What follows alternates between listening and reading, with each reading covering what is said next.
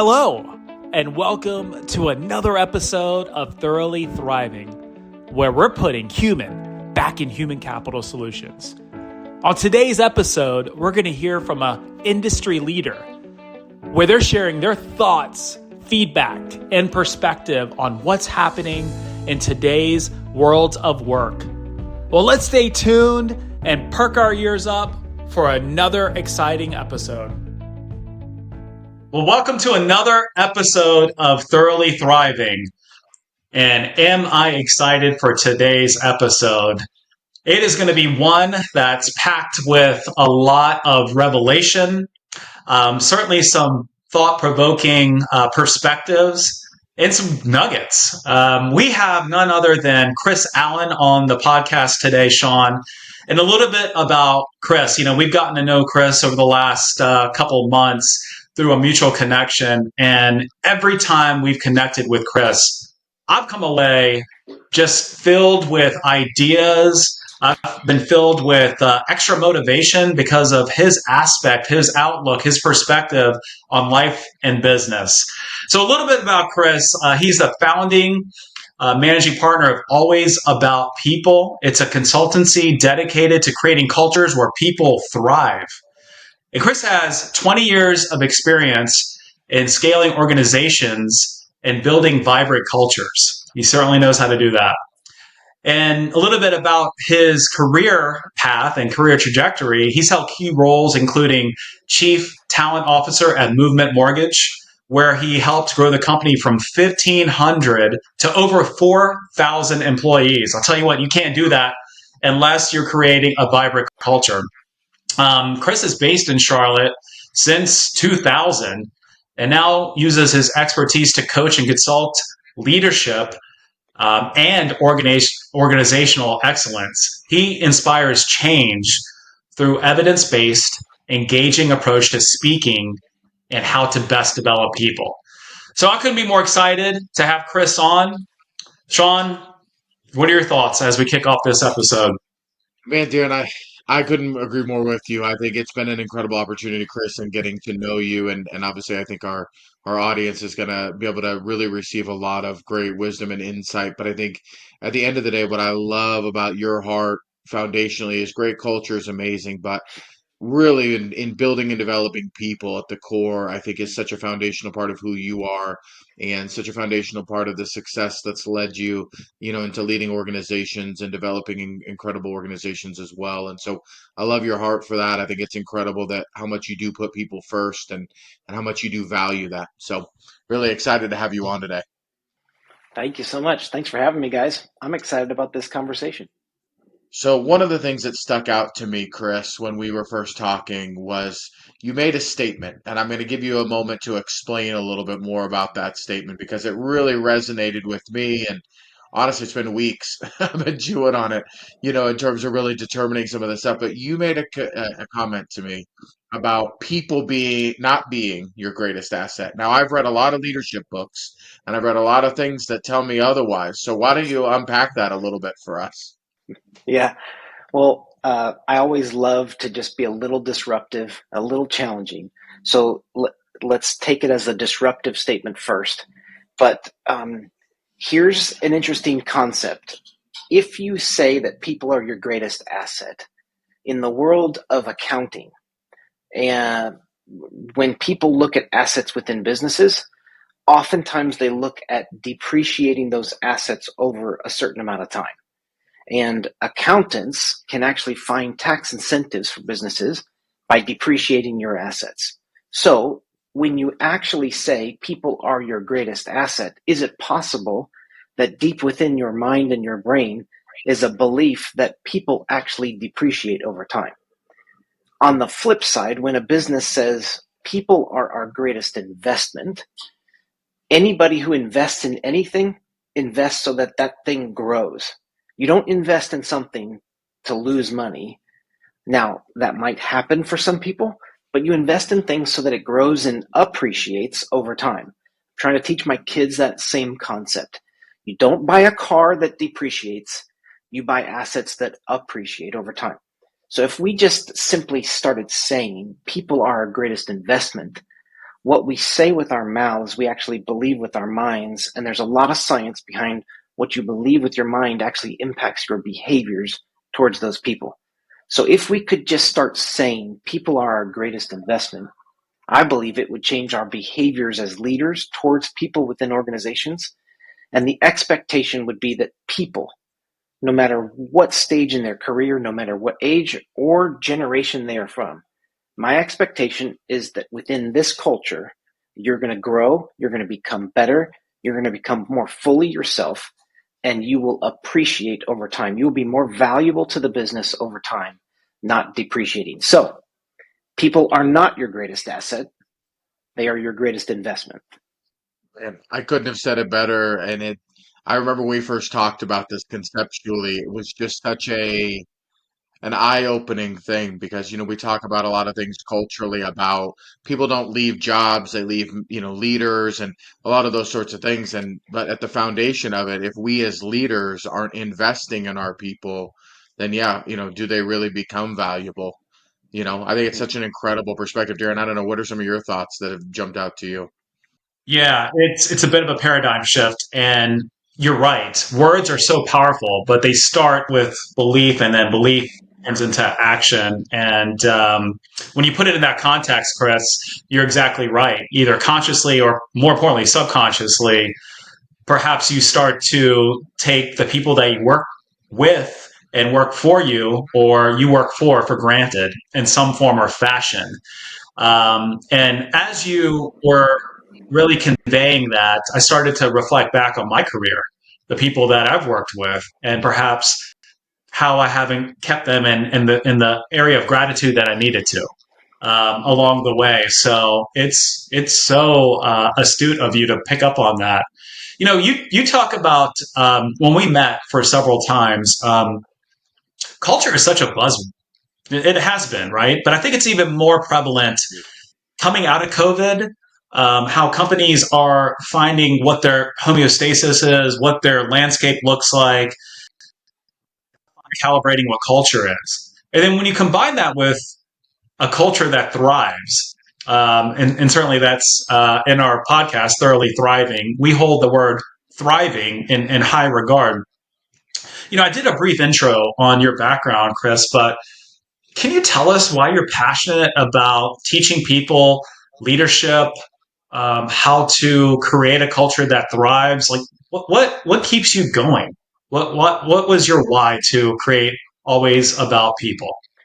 Yeah. Well, at the core, when we look at the amount of time a human being will spend at work, on average, it'll be about a third of our lives. So some people have calculated that at about 90,000 hours.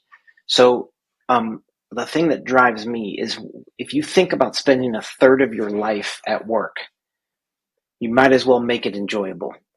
And I think what the data is showing us, the science is showing us, is that only a third of people are engaged. Loneliness is rampant. It's now considered an epidemic. Stress and anxiety is through the roof. That's affecting relationships. That's affecting marriages. That's affecting families. And if we could actually create cultures where people thrived in the workplace, we would send them home, wherever that home is and whoever they're going home to, as a better person, more fully engaged with whomever they're going home to, and thereby, I believe, reducing all of those negative impacts we're seeing in society. And so the part that I actually have control over is what I can do for people in the workplace. I'm not going to be able to come into your house. I'm not going to be able to necessarily impact your family.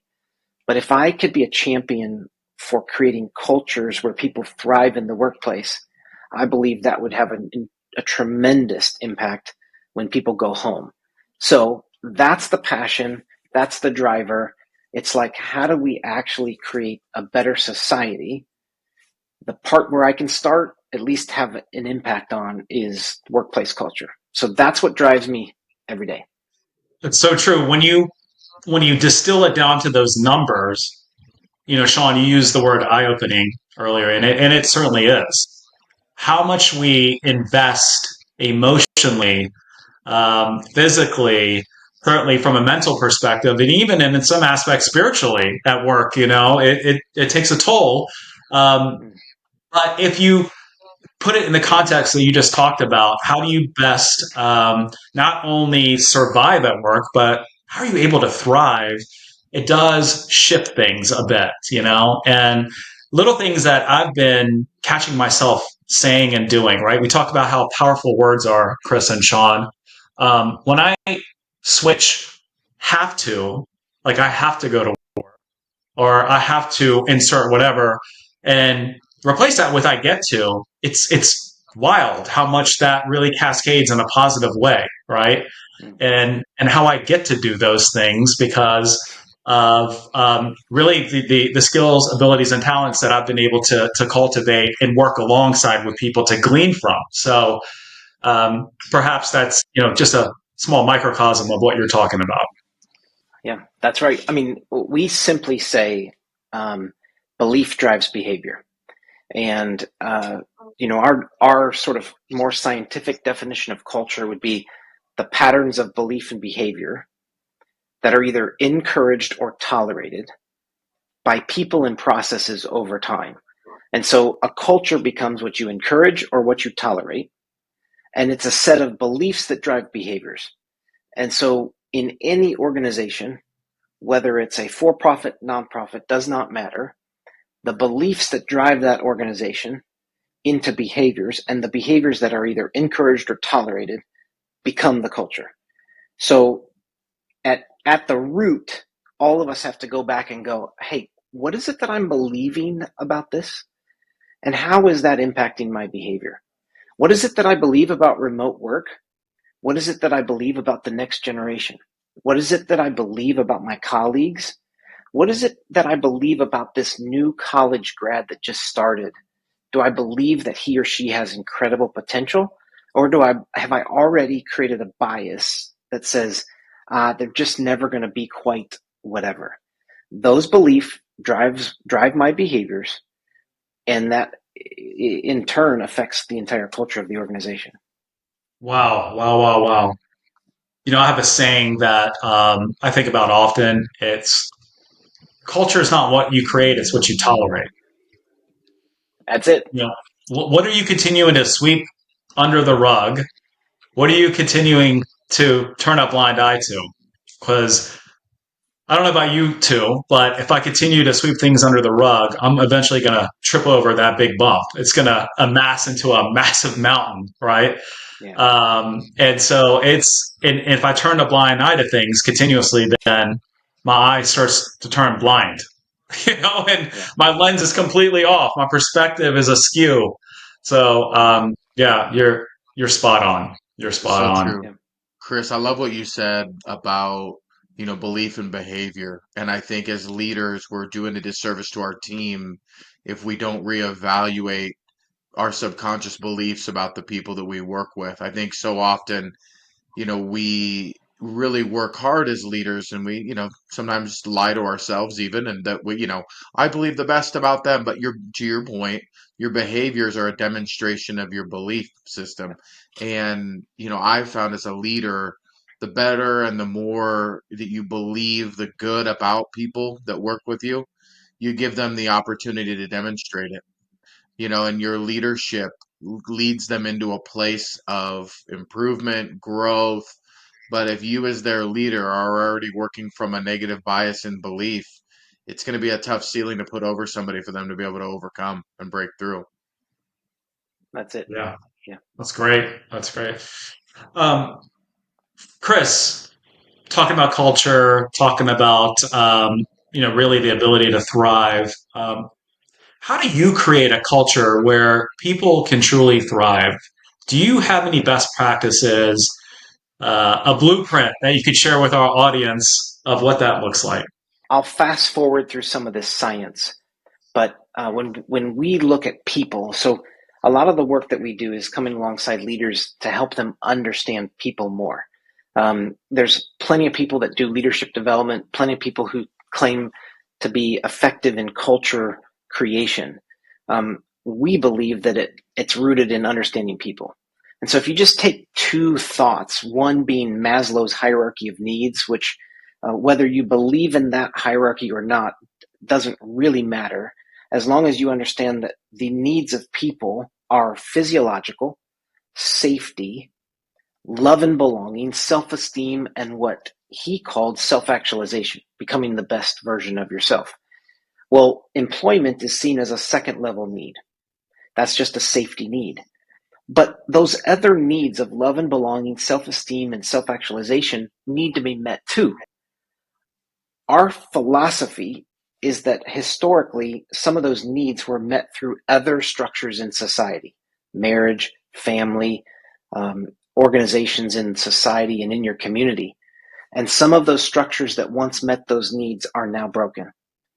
So those needs are still needs that a human being has. So we go into this understanding this is what people need, and we also understand what motivates people. There's a pretty simple structure if you've taken Psychology 101. There's intrinsic and extrinsic motivation. The intrinsic motivation is internal. It's what I enjoy doing. It's the purpose I feel, and it's the potential that I have. But I'm affected by external pressures like emotional pressure, economic pressure, and inertia. So if I understand what people need and I understand what motivates them, now I can begin to think through how do I create a culture that actually meets the needs of people. Interestingly enough, during COVID, McKinsey did a study, and what they showed was that the most important things to human beings in the workplace is that they feel valued by their organization, valued by their manager, and feel a sense of belonging. Well, that sounds like Maslow'S hierarchy of needs. The Gallup organization has confirmed that.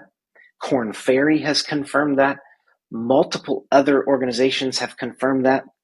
And you even have Deloitte that came out this year with a study saying human outcomes lead to business outcomes. So we know this scientifically. So here's a few things that we love to think about in terms of understanding people, and we like to call them human hacks. So I've got 5 human hacks that I'll quickly share with the audience. I don't have time to unpack them fully, but it's understanding human needs and human motivation and what actually meets the needs of people. 5 human hacks. Here's number 1. Number 1 is help people feel competent. They have to feel like they can do a job. They have to feel like they're doing it well. And so you've got a lot of scientific theories on this, but people need to feel like they can do good work. You as a leader, manager, and member of that culture, if you help people feel confident, you will get the most out of them. Number 2, focus on outcomes and give people control and agency. So many people get stuck becoming a leader and a manager from being an individual contributor. Let's say that you were the best salesperson ever. Now, because you were a great salesperson, you're the manager of salespeople. And so you step into the management of salespeople and you just figure, well, I'll just tell them how I did sales. Well, the problem is you take away all the agency and autonomy from a human being and you become a micromanager. It's not intentional, but that's what happens. But people will operate best if you give them the outcome desired. So here's how much I want you to sell. I'm here if you need me.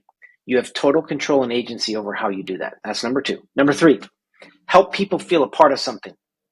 Remember, people want to be loved and they want to feel belonging. And so if you can help people feel a part of something from the beginning, that's hack number 3. Hack number 4, know your people. And what I mean by that is understand what motivates them. There's a concept called flow. Flow is the intersection of your competency, your skill level, and the challenge level of the work.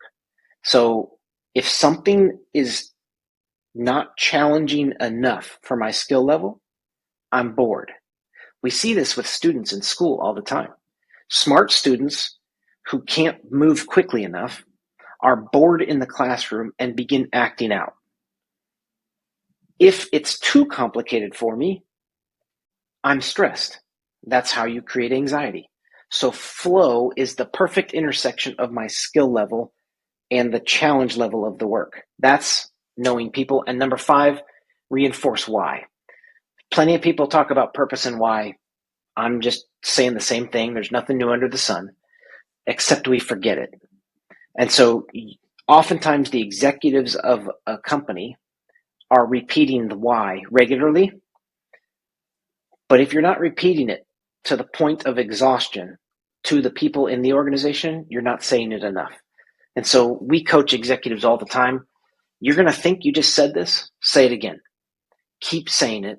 Keep pointing people back to why. Those are the 5 human hacks. And then I just have one last ultimate human hack. If you're looking for a simple way to understand people and create a great culture, then what we would recommend is make sure you're re-emphasizing and you're encouraging one-on-ones inside the organization. And managers meeting one-on-one with people means that those individuals will feel valued. They will understand the outcomes you're desiring. They'll feel like they're a part of something. You'll understand them, and you'll be able to reinforce the why, thereby reinforcing the 5 human hacks. All right, that was long-winded. I apologize. Back to you guys. Man, I tell you, Chris, incredible information, and I think so valid and important. One of the things that I love the most, Darren and I have been meeting with a lot of clients this week, and the reminder of the why is so paramount. And I think especially in a lot of the smaller organizations we work with, it's a little bit easier to be reminded because it's right in front of your face and it's a central focus of the whole company and those sorts of things. But I think, as to your point, as time goes on, people begin to wander away from the why. We begin to, vision begins to, fade out a little bit. You begin to kind of I mean, that's human nature to wander. And I think I love that parameter and that focus on a human hack is just making sure that why is in front of you all the time. I think it's enormously invaluable, Darren. I know we talk about it probably almost every week as to what, even being on this podcast. I think we talked about it recently because it's just so paramount and foundationally important for us, Darren. But I don't know. I mean, do you have any other key takeaways? Man, we could spend another hour going through those. Yeah. Flow. I love flow. It's a convergence of the intersection and how you compartmentalize that and broke it down. No wonder I was disengaged in a lot of my classes in college. It was just above my head, Chris. So Yeah. I need to go back and talk to some professors, I think. Well, when I think about some of the challenges that we have in society, and I'm making no societal claims, and I'm not a doctor, but when you think of many kids who are acting out in the classroom, we have a course of action that we typically take because it's like, well, they just can't concentrate. So let's put them on something to help them concentrate. While that may be necessary, I'm making no claims. It's also possible that they're bored or highly stressed. And if we just took the time to individualize this in the classroom, and I'm advocating that we would do that in the workplace, we would begin to understand the challenge and the skill level of each person and how it's unique for everyone. So good. So good. Wow. I told you, audience, we're going to have a lot of insights, some great perspectives, and I'll tell you, I got a lot of nuggets out of the time that we've spent together. Chris, we couldn't thank you enough. Certainly in the show notes, when we send out the podcast when this airs, we're going to put a link in to Always About People. What you're doing, your partners are doing, certainly is invaluable. So if you want more information about Always About People, we'll have that in the link in the notes that will be posted on multiple platforms. But Chris, we thank you so much. Hope all is well in Charlotte and the people of Asheville and that part of the country. Our thoughts go out to all of you in North Carolina. And friends, colleagues, peers, thank you for joining us on another episode of Thoroughly Thriving. And I'll tell you what, we're only able to do this because we work as one and we win as one. We'll see you on the next episode. Take care. Thank you for joining us today for another great episode of Thoroughly Thriving. If you enjoyed today's episode, please feel free to share it with those in your world. If you'd like to learn more about the Thorough Group, please go to thoroughgroup.com. And remember that we will all remain thoroughly thriving if we continue to work as one and win as one.